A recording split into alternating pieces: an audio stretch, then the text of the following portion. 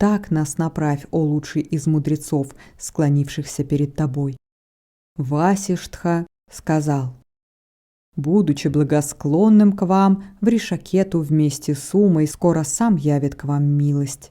Вместе с сонмами богов и супругой быкознаменной, выйдя из своей обители, следует за своими сыновьями по небесному пути, оберегая их.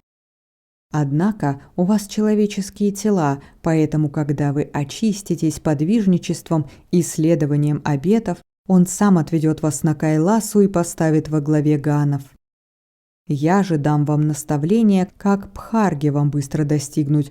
Слушайте же внимательно, о сыновья Парвати». Спустя долгое время становится он благосклонен благодаря созерцанию, но быстро благодаря созерцанию и поклонению. Поэтому я расскажу о созерцании и поклонении воистину.